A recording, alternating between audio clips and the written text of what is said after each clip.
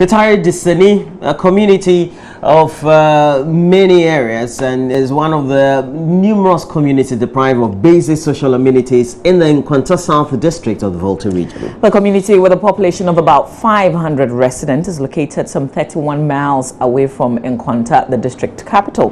Residents solely earn a living through fishing. KITARE Disene, located in a remote area, is being faced with the challenge of access to potable water.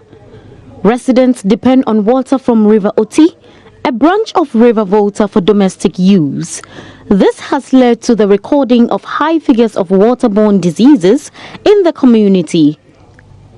The unavailability of a health facility is another pressing challenge to the residents in the area.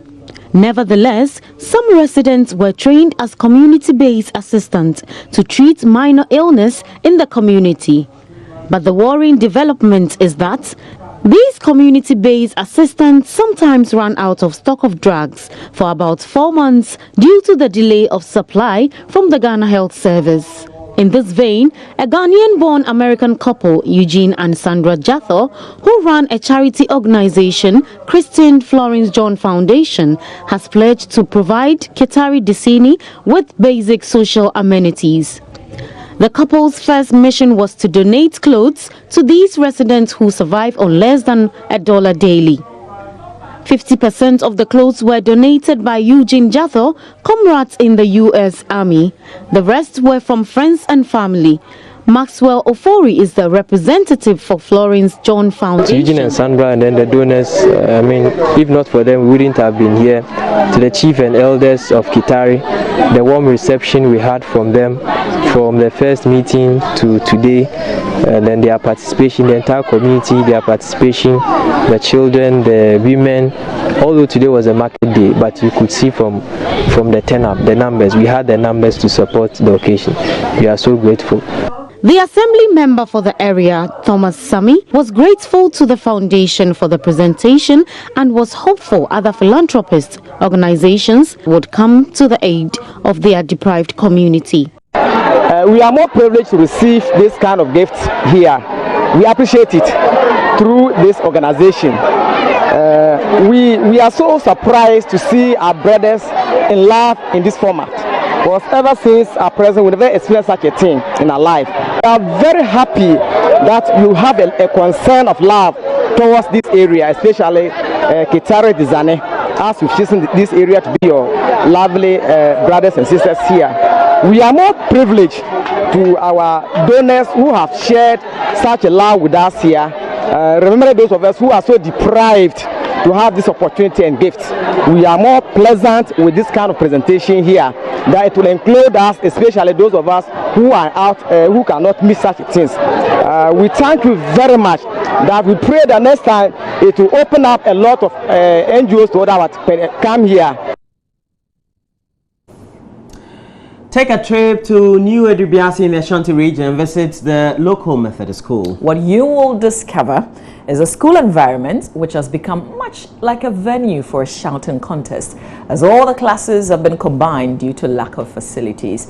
It comes amidst uncertainty about when a new block under construction will be completed. Mahmoud Mohammed Nuruddin has the rest of the story.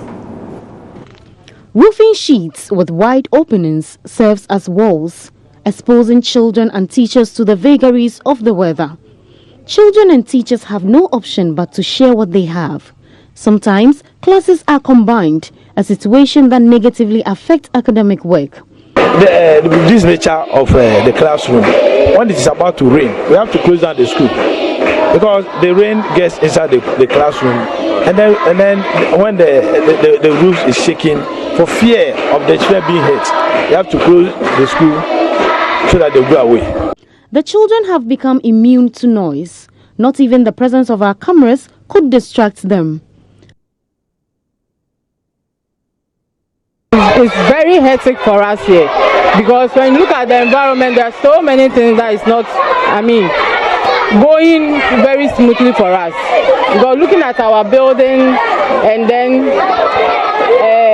the kind of classroom that we are teaching, it doesn't help our teaching and learning activities at all. I've been here for 7 years now. Voices of teachers and noise from the pupils filter through openings in the roofing sheets wall beyond what should be a restricted teachings and learning area. Sitting on plastic chairs as desks shared by several people has become the norm. Roughly 1 year, when they pull down the former classroom, they pull it down, that they want to put up a new one, which they are almost about to complete. So we have to come and put up this improvised structure by the PTA, actually the PTA head, to put up this structure for the children to come in. Other challenges confronting the school include absence of a library and a place of convenience. The school also lacks water and electricity. Most of the time, the children are not safe in this situation. In fact, I pray to God that the children are safe. So I go from class to class, making sure that everything that can be detrimental to the health of the children is removed. And then we make sure that everything is put in order so that the children are safe. Because we are suffering, and the children are also suffering. We always pray that the children should not, there should not be any problem that will affect teaching and learning, and also the children as well. That is what we pray always. This is certainly by no means a condition that will offer any meaningful competition to other schools in which compete for top spot in the basic education certificate examination. This block under construction is expected to provide relief, but it's unclear when work will be completed. Until then, the children and their teachers will continue to hold their lessons in the dilapidated. We still have to remain in education and teaching and learning at Edukwi Primary School in the Techimai North District of the Bonafo region is under serious threat. A 6-unit classroom block for the school has become a death trap due to the deep cracks it has developed. And our colleague Nesta Kafui Ajima visited the school and came through with this report. Established over 30 years ago, the Edukwi Primary School has never seen any facelift, even though notable people from the community are products of the school. The current state of the school building has become a major source of worry to pupils and their teachers. Very deep cracks have developed on various parts of the classroom block, exposing teachers and pupils to danger. Joy News gathered that the school's activities always comes to a standstill anytime it rains. Some Class 3 pupils, Kelvin Obinasari and Abigail Amankwa, said they are constantly agitated because they are unsure when the classroom block will collapse on them. Pupils are therefore calling on the government as a matter of urgency to construct a new classroom block for the school in order to avert any disaster as well as enhance effective teaching and learning. Our school building has collapsed and we want government to construct a new one for us.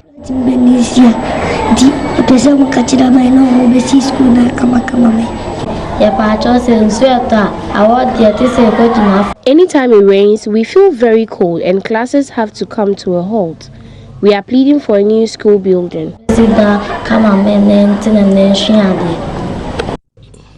Caretaker Chief of Edukwi, Festus Amwakun, told Joy News he had informed the DC for the area, Anthony Menu, about the school situation, but nothing had been done. The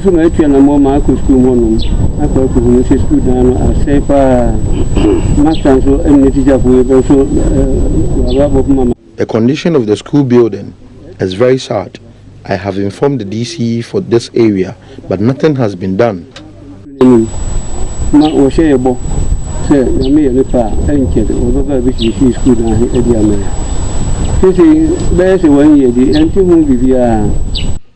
Festus Amwako further appealed to the central government to come to their aid and build a new 6-unit classroom block for Edukwi Primary School. I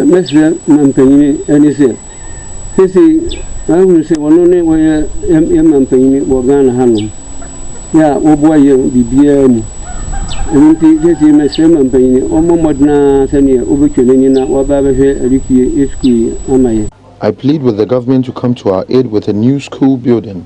We also want the school to have access to the school feeding program. The question is apa was idea.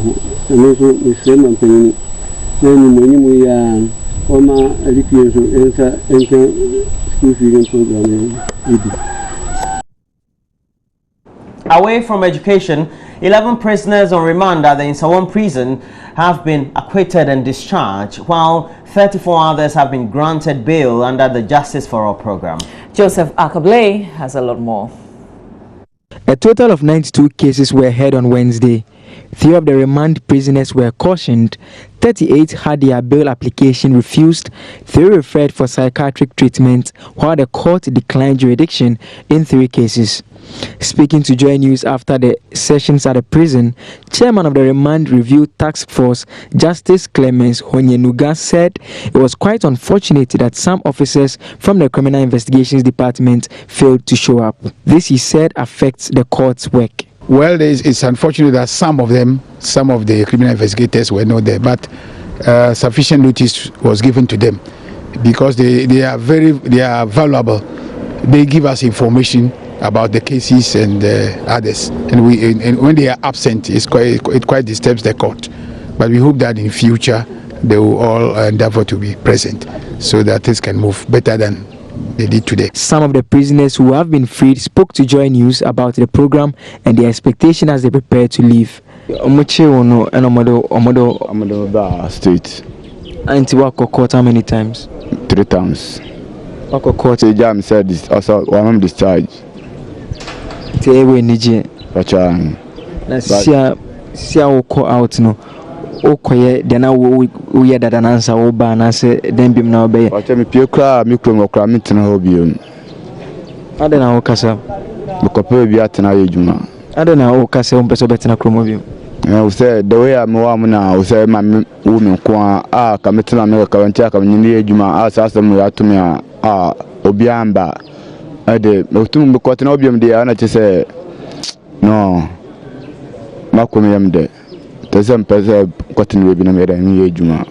So he has been here for 7 years, like you heard him say, and he says he went to the farm with his cousin, and he was staying with a younger relative of his mom, and that's where he was living. They went to the farm, and unfortunately, while trying to stop a grass cutter using a cutlass, he ended up lynching the cousin, and he rushed the cousin home, but before they got home, because of the distance between the farm and home, by the time they got home, the cousin had passed on.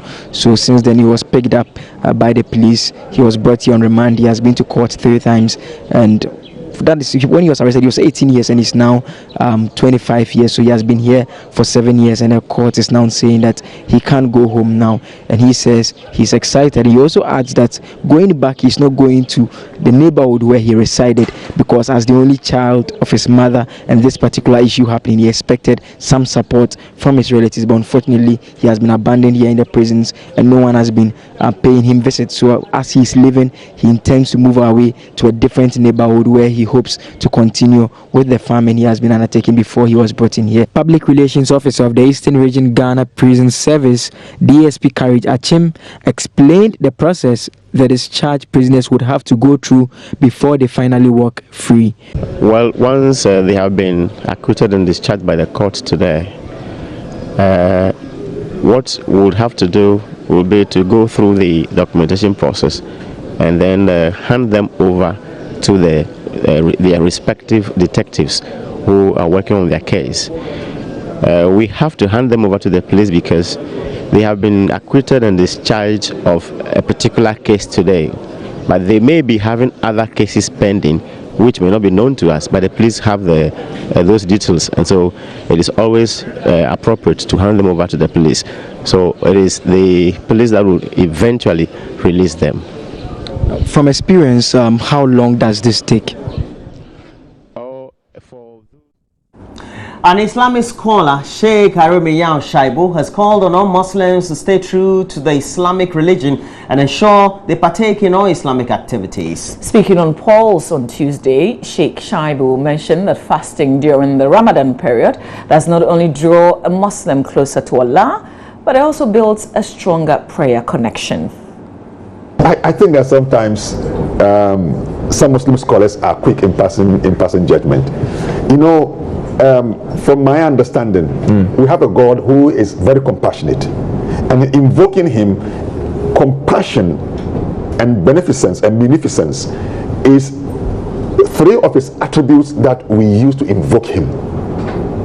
And I found that one to be a contradiction when in default, as immediately then you face the wrath of God. You see, wrath portends anger, portends the violence, the dimension of God. But in the way that God deals with us, he deals with us appreciating our infirmities. And so he gives us an opportunity to restore us into connection with him. Okay. So it is not good that we pass quick judgment for God. There must be a reason why the person, in fact, even under the temptation of Satan, God sees our shortcomings and he's prepared to forgive us. That is why he gives you the chance. He says that if you deliberately, he doesn't say you face the wrath of God. If you deliberately eat food during Ramadan, what you have done is that you have violated the sanctity of the month. The holiness of the month has been violated. And so therefore, what you do, one, is that you fast for 2 months consecutively. Wow, that's the punishment. Yeah. Not a punishment, a kind of expiation. You atone for your deliberate violation. So you are able to, once you are an obedient servant and you are able to do so, or you feed 60 indigent or poor people. Okay. So you see, you have a choice. And that's it for the news, but let's run.